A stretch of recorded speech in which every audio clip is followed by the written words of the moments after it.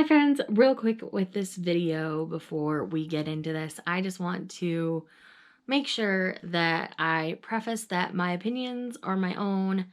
If I don't end up liking something in this video, that doesn't mean it's necessarily bad or wrong. I just didn't connect with it. So I just want to put that preface out there. And I don't dislike anybody who dislikes things that I don't like, or who likes things that I don't. I'm saying that weird. But anyways, I just wanted to quickly preface this video with this little PSA. I'm not going to judge you if you like something that I don't, and vice versa. And I just hope that everybody remains kind and pleasant in the comments, even though I may have some unpopular opinions in this video.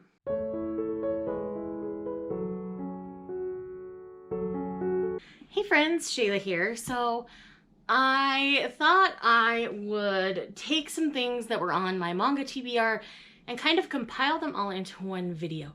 So essentially what this is these are a bunch of series that I honestly don't know too much about, but they are talked about within the community, or they seemed interesting to me when I initially put them on wish lists. And I'm going to read them for you and react to my thoughts on them. So I figured the first one I would start with is something that is constantly recommended to me, and that is Skip Beat. This is a crazy long shoujo series, or is it josei? I don't remember. It's one of the two. Either way, this is like 40 plus volumes at this point, if I remember right. And Bizarre over at Bizarre Individual was kind enough to send me volumes 1 through 3 for Christmas. And so I'm going to go ahead and start with this one. I've got a few others that we're going to go through in this video, but let's see. I've got 1, 2, 3, 4, 5 other series. So there will be 6 series total that I'm going to be trying out in this video and giving you my honest thoughts on. And I will have full demographic and stuff. I should have looked that up before I turned on the camera, but the next time I talk to you, I will know for sure whether this is a shoujo or a josei. My gut says it's shoujo, but I don't know. It's so long running, it might have turned into a josei. I have no idea. And I believe, I want to say this centers, I don't know. Like I say, I don't really know much about this. So I'm going to go ahead and read the back for people, you know, who might not know. Kyoko Mogami, or Mogami, however you say that. Japanese names, guys, please forgive me. Followed her true love Sho to Tokyo to support him while he made it big as an idol. But he's casting her out now that he's famous enough. Kyoko won't suffer in silence. She's going to get her sweet revenge by beating Sho in his show in showbiz. Okay, so we're dealing with idols here. Kyoko's broken heart keeps her from getting into her talent agency of choice. The eccentric president of the agency decides to give her a second chance, but it requires her to wear a bright pink uniform, put up with spoiled stars, and try to live up to the name of her new position, the Love Me section. Can Kyoko stand the indignity long enough to find her vengeance? Okay, so this might actually be quite fun. I do like to follow idols in a sense, but there's a lot of problems with idol culture, so I wonder how much of that they're going to actually address in here. So this is going to be a ride, I think. It's going to be an adventure at the very least.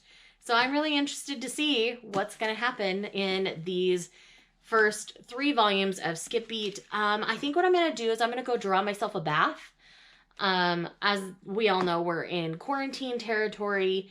And lately, I've been taking a bath and then a shower just to make sure I'm extra clean, especially the night before work. I still rinse off in the morning, of course, but I like to make sure I get a good scrub in the night before so that I am fresh and clean, and making sure I'm not taking anything to work with me. And I always scrub down when I get home as well. So I think I'm going to go draw a bath and start this one. All right, friends. So I'm about halfway through this 3-in-1 of Skip Beat. So I've read about 1.5 volumes at this point. And I can't lie, I kind of have very mixed feelings right now. So there's,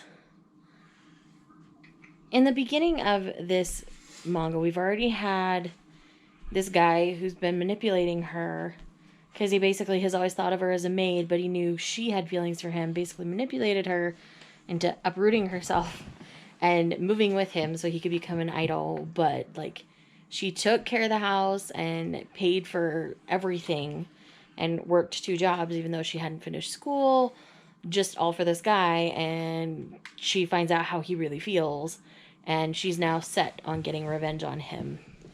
And already at the quote-unquote idol agency, there is a huge kind of bullying, like hazing aspect to what's going on. And so I am very wary at this point. I mean, I still have, half to go. I might feel a little different by then, but that's kind of jarring and not what I was expecting out of this. But again, I went in pretty blind and didn't know what to expect. So considering this is so beloved, I'm kind of surprised. So we'll see how I feel once I finish this. Okay, so I've now completed the 3-in-1 of volumes 1 through 3 of Skip Beat. And I'm now torn. There's a part of me that really kind of digs the direction it's headed, with Kyoko just kind of being this dark horse wild thing that no one at the agency really knows what to do with, but they love what she's doing. But at the same time, I feel like she's still being manipulated and used constantly. So there's a part of me that wants to grab the next 3-in-1 and see how that goes and then decide from there. But at the same time, like, these 3-in-1s aren't the cheapest. They're $15 a pop. So if I were to do that and I ended up not liking it, that's $15 of just wasted when I can save that for something that I know I'm going to love. So I'm going to sit on this. I'm going to think about it a little while before I make a decision. I probably won't give you a final decision in this video, but this is something I'm going to have to mull over and think, and maybe ask a few people who are pretty far in the series that I trust and they know my taste if they think I'm going to continue to enjoy it after they see these feelings that I'm having about it. But I can see the appeal for a lot of people on this one. She's definitely one of those not like other girls, but she's not out there saying that. She just has found a secondary motivation to why she wants to be at the agency and stuff. And so I like the secondary motivation a lot. She wants to improve to be acting on the same level as someone that she had a moment to work with and was very impressed by. So I could grow to really love this, or I could just end up absolutely despising it. So I'm on the fence with this one. I'm going to ask around. I'm going to ferret out a little more information and see if I want to continue in this one or not. But that's where I stand on Skip Beat volumes 1 through 3 for now. I think the next one, I'm not sure what I want to pick up. It's late, so I'm just going to go to bed. And I'll take a couple of the ones that only have 1 volume to work tomorrow. And we'll see how I feel about those. But yes, I think this is going to be an interesting experiment because I cannot tell you the number of people who have recommended this to me. So I need to get more information before I decide. Hi friends, good morning. It's Saturday. I'm at work. And I think the next one that I'm going to do for this vlog is A Witch's Printing Office Volume 1. This is one that I picked up a while back that I just haven't gotten around to reading yet. I've heard nothing but cute and adorable things about this one, and I really like how the art looks. And so I think this one's going to be the next one that I'm going to tackle. So unless I have something big to say in between, I'll probably just read the whole thing and then give you my thoughts. So this will kind of be like a first impressions jumble thing. I don't know. We're going with it. But yes, that's kind of my plan for this one. So yes, this one next. All right, friends. So it's been a little while. I've been reading this on and off while I've had a couple of clients this morning. So A Witch's Printing Office. This is freaking adorable. This basically depicts like a magical witchy Comic-Con. It is so cute. Our main protagonist is from our world who, you know, she just finished up at Comic-Con, which is a big convention in Japan. And she ends up transported to this fantastical world with like no magic, but she decides to throw Magiquette, or a magical version of Comic-Con. So it's a convention where people bring their spells and their wares, and it's so cute. Oh my gosh. And there's a point where like the printing office part is where they make magical tomes for people who have magical power, but they have the spells easily at the ready that have been created by other people and stuff. And it's really cute. I'm definitely continuing in this one, and I recommend people pick this one up. It's really cute. It's really fun. And I think shonen readers would like this as well as shoujo readers. So my viewership has both, so that's why I mentioned that. But yes, definitely pick up A Witch's Printing Office. This is absolutely cute. I'm not sure what I'm going to pick up next, but I'm going to be finishing my current client early. So when I'm done with that, I'll check back with you and we'll decide.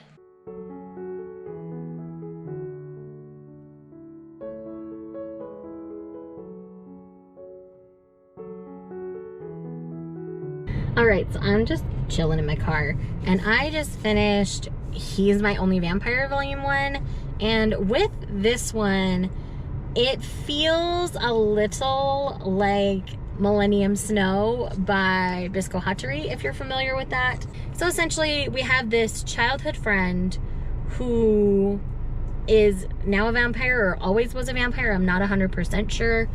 I'm guessing he's one now, but he wasn't one always. And he comes back to find Kana, and Kana basically ends up in this accident where she gets hit and basically dies. But because he's a vampire, he gives her some of his blood and saves her, and she now becomes his thrall, so he feeds off of her.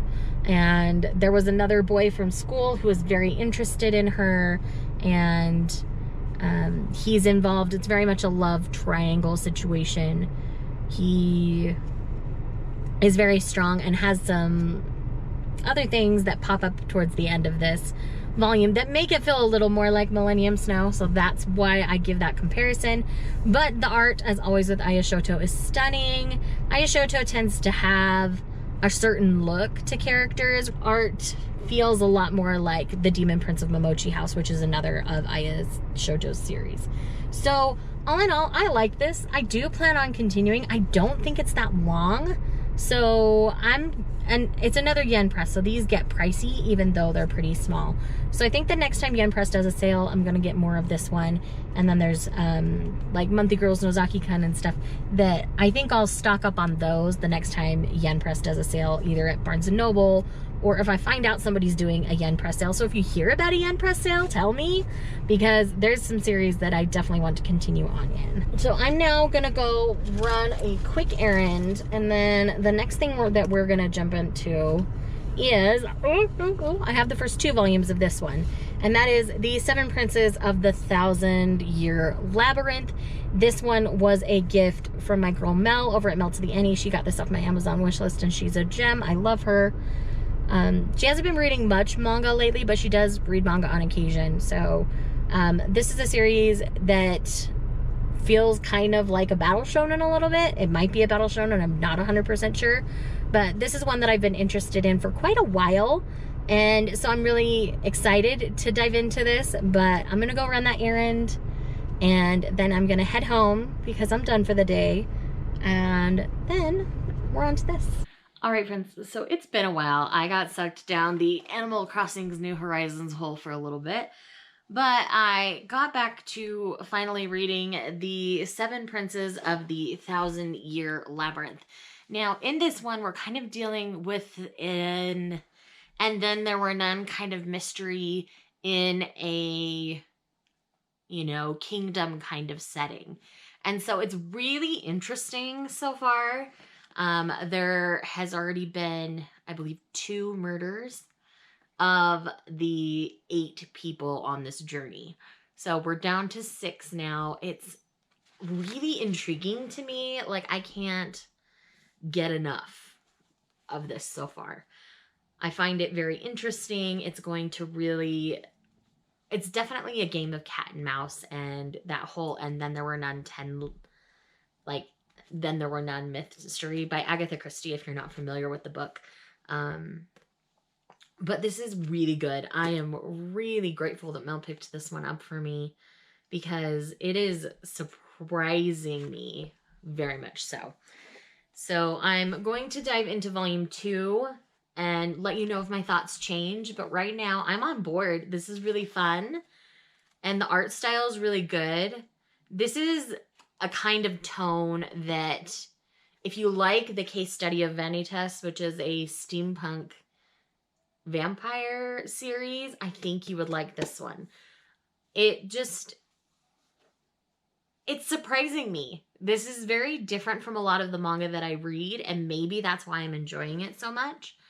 But the art is stunning, and I'm in for a good ride. Like, this is a good time. Okay, so I just finished volume 2 of, as it's upside down, volume 2 of The 7 Princes of the Thousand-Year Labyrinth. Now, I love this so much. I'm definitely going to be picking up the rest. This is such a fun and engaging series. Again, the art style is fantastic, but the whole, like, murder mystery whodunit element to all of this is absolutely amazing. I cannot wait. I don't know how long this series is, but I really want to get the rest of it, because I have to find out what happens now. This is just fantastic, and I love it so much. This is put out by Seven Seas, and I know that I had found it on Amazon, and that's where Mel picked it up for me. So I do plan on finishing up the series, because it left on a pretty good cliffhanger in this one. So yes, I'm definitely invested in this series. It's really fantastic. Like I said, it's very engaging, and like, with where I'm at now, this cover makes so much more sense. But yes, I am definitely excited to see where the rest of this is going to go. So from here, I'm going to take a little break, and then I've got a new series that just came out that I have volume 1 of. And that is, let me see if I can reach it. That's Something Is Wrong With Us. This is, I believe it's a new josei in which we're dealing with kind of almost a, what's it called?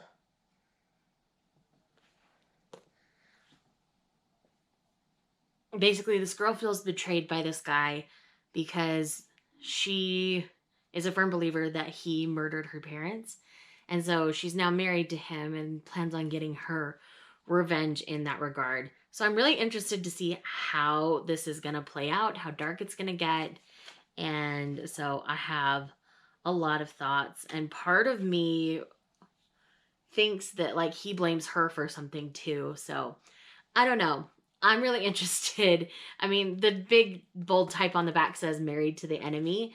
And so I think this is going to be really fun as well. So I'm definitely looking forward to diving into this one soon. But I'm going to take a quick little break, go grab something to eat downstairs, and then back to reading. And that's probably all I'll read for tonight, because I want to play more Animal Crossing.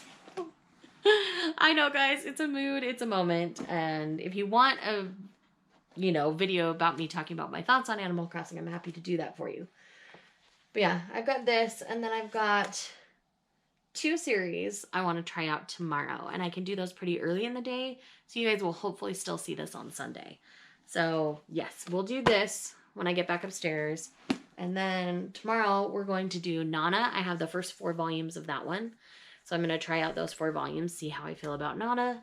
And then I have the first 2 omnibus volumes of Carnival, which is a josei that a lot of shonen and seinen readers like.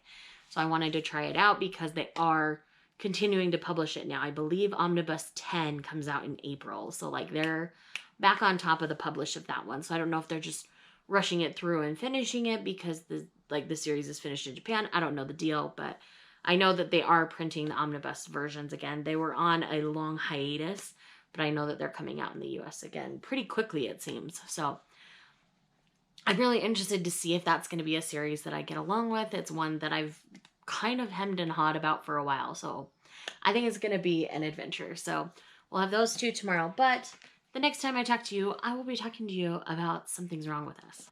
I know this isn't the best lighting, but we're going to make it work today. So I just finished Something's Wrong with Us. And we're dealing with these two people who knew each other as children.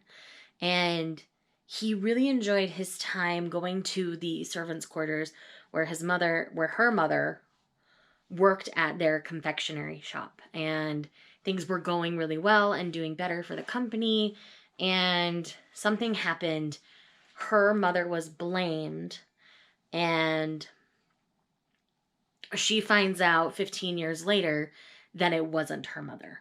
And her mother has since passed away. And so she goes to try to exact revenge on this guy who changed her life completely. And she's been alone for a really long time. So it does have that undertone of revenge to it. But at this point, he's already figured out who she is. And things are going down that are going to be really interesting to see how everything plays out. So I'm invested in this series. I'm definitely going to keep going. I think I'll probably talk about this more in depth in my next new and notable, because this is new, just out this month. Originally I thought it was only coming out digitally, but it did come out in physical format. And I'm glad it did, because I'm really enjoying it. I'm finding the story very interesting, and I like that they're adults. And I believe this is a josei series. I forgot to look at it. I'm sorry. But if I remember, this is josei. And the tone of it is definitely josei. And so essentially these two have now entered a marriage. Even though she wasn't fully honest with him, and he has always wanted her because he understands the ability that she has with sweets to make them different, to make them good. And so now it feels like he's trying to punish her in ways, and she's trying to punish him in ways. It's just, so the back and forth is going to be really interesting, and I'm just really excited to see where this one is going to go.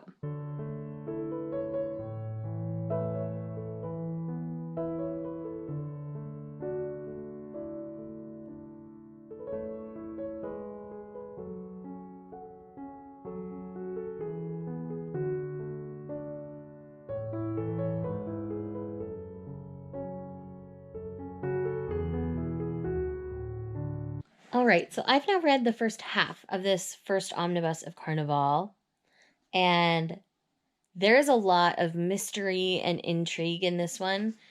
You're just kind of dropped in the story, so there's a lot that I still don't know about key points that are going on. All I know is there's this boy named Nai here on the front who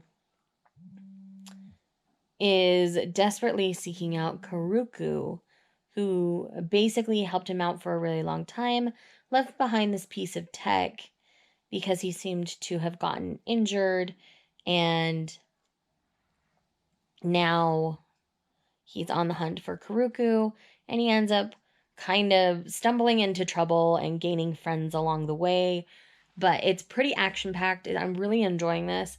I think if you like the case study of Vanitas, you would enjoy this one. It does have some kind of steampunky elements to it, and basically it does center around this organization called Circus, which is basically like the FBI, like an undercover government agency kind of situation. And the piece of tech that he has from Karuku is directly connected to Circus, and so there's a lot of mystery and intrigue and a lot of things we don't know.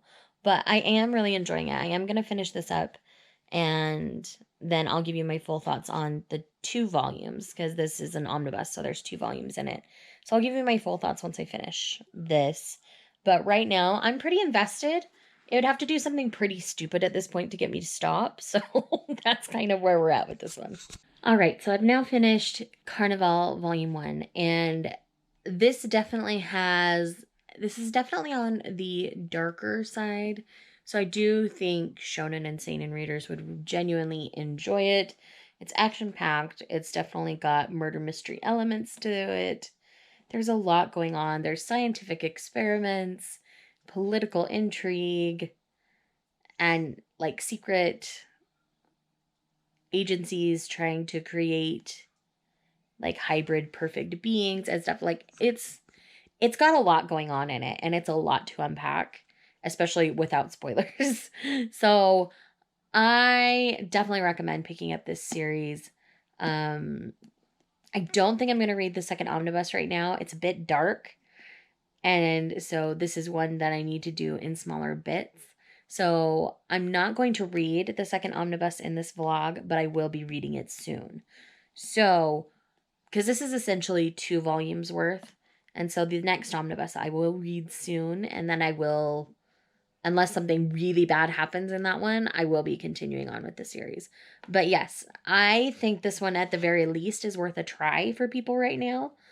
You know, there's no disease or anything going on, so timely things are not going to necessarily be affected that way, but it's really interesting. It does leave on a decent cliffhanger, so I won't wait long to read the other one. I just don't think I'm going to read it today, and I do want to get this vlog up today. So what I'm going to do now is I have one series that I want to read a volume or 2 from, and that's Nana. So I'm going to go ahead and dig into, at the very least, the first volume of Nana for this vlog. I would love to get it, probably the first 2 read, so it's kind of like this. And then we will wrap things up from there and what I read and my general thoughts on each series. All right, so I just finished the first volume of Nana, and I can tell you right now, this is not going to be my kind of series. I already can tell that the characters are making decisions that are just going to do nothing but frustrate me. And with the fact that 1, it's a long series, and 2, we may never see the end of it, makes me even less likely to continue it. So, though I appreciate Bazaar sending me the first 4 volumes of Nana, I can already tell this isn't my kind of series. I did love Ayazawa's other work, Paradise Kiss, so I was interested. But it's one of those things where once I actually read this volume, there's not a single character that I like. Not one. Not even like a side character. There is no one that I like in this series. So I'm not going to be continuing Nana. Yeah, I am just genuinely not interested in Nana. And that makes me really sad because I was really looking forward to this. And yeah, this is one that I can't do it. There's nothing redeemable about any of these characters. Alrighty, we're going to start at the top of the stack and work our way down. So first up we have Nana, which I just spoke about, and this is one that I will not be continuing. This one is just, I'm not connecting to a single character in this series. The art is beautiful, but I think I enjoyed Paradise Kiss's art actually a little bit better. This one still feels really rough around the edges. The panels are super tiny. I just did not enjoy reading this or the reading experience with Nana. So Nana is a series that I will not be continuing. Next up, we have the first 2 volumes of The 7 Princes of the Thousand-Year Labyrinth. This one took me by surprise. This is one that was very engaging and very intriguing. I do plan on picking up whatever volumes are left very soon. And this one, I'm going to have the demographics of each of these series listed down below, obviously. But this is one, I'm pretty sure it's a shonen, like a shonen adventure. Not necessarily battle shonen, but maybe. This is more like murder mystery. Feels a little bit like And Then There Were None by Agatha Christie, and just fantastical style a little bit. And so I really enjoyed this a lot. And this is one that I recommend people try. If you've read this, let me know down below, because there's more people I want to talk about this series a lot more. So if you have not heard of this series, if you have not tried this series, and it sounds intriguing to you, definitely check it out. Next we have He's My Only Vampire by Aya Shoto. This is one that, again, kind of took me by surprise. I was looking for a vampire series in between releases of The Case Study of Vanitas, and I do like Aya Shoto's art, and so I thought I would give this one a try. This does feel a little more like Millennium Slow with slightly less comedy, but there's some really fun elements to the story. I really like the vampire lore that they're playing with, so this is one that I will continue. Next up we have Skip Beat, and Skip Beat is one that I'm on the fence about because of some bullying elements to the story, and I don't know. So I need to talk to someone who's read most of Skip Beat so I can ask a couple questions to know whether I'm going to continue or not, because I see this going somewhere that I find extremely like troublesome and problematic. So I just want to talk to someone about it to see if it's going to go down that road or not, because if it is, then I won't be continuing, but if it's not, then I'm definitely going to at least try the next 3-in-1 and see how I do from there. Next up, we have the first Omnibus of Carnival. This is one that I'm definitely going to be continuing in. This has, again, kind of a mystery element to it. It's very fantastical. There seems to be other creatures and scientific experiments, has some steampunk elements to it. This has a lot going on, but this is one that I do think shonen readers would like. I'm pretty sure this one's a josei, but this is one that like shonen and seinen readers would like. It's action-packed. It's got great art. I recommend everybody try out Carnival because I think it's great. And I do know that they are continuing to publish this one. One volume just came out recently, and I think another one's coming out next month. So I think they're going to be finishing out the series. I'm not 100% sure, but the publish went on hiatus for like 2 years, but it's back, it's publishing, and yes, definitely try out Carnival. Next, we have Something's Wrong with Us. Now, I didn't really give a great description of this one, but yes, I really like this. This is gonna be that enemies to lovers, fake marriage, almost kind of story, and at least fake fiance, and I'm here for it. Those are tropes that I really enjoy, and I love the art. I mean, let's see, the art is stunning. I absolutely love it. It's so beautiful, and I think the story, it's coming at it in a different enough way that it's going to stay engaging for me. So yes, I definitely recommend Something's Wrong with Us, very surprisingly. It was one that I was really on the fence about when I first picked it up and heard about it. It's like, maybe, but yes, love, definitely pick up. And then we have A Witch's Printing Office. This was adorable and cute and fun, where it's basically like a witch's version of Comic-Con is happening consistently in this manga, and it's adorable and I love it. And yes, this is one that I highly recommend people try, at least this first volume. If you don't like it after the first volume, obviously don't continue, but yes, this is one that I think is worth the try. Let's try that again, shall we? So these are the volumes of manga that I have read for this reading vlog and reaction vlog. I hope you guys enjoyed it. And again, if you have thoughts and feelings, please tell me down below. If you are going to try out any of these series, definitely let me know. Please don't come at me for my feelings about Skip Beat and Nana. I know they are unpopular. So yes, yeah, just talk to me down in the comments. Let me know what you're thinking after watching all of this. Thanks again for watching. If you're new to my channel, please subscribe. I would love to see you in the comments, and leave a like on this video if you'd like to see more videos like this. So thank you so much for watching. I will see you guys in the next one. This is YouTube, and you know what to do.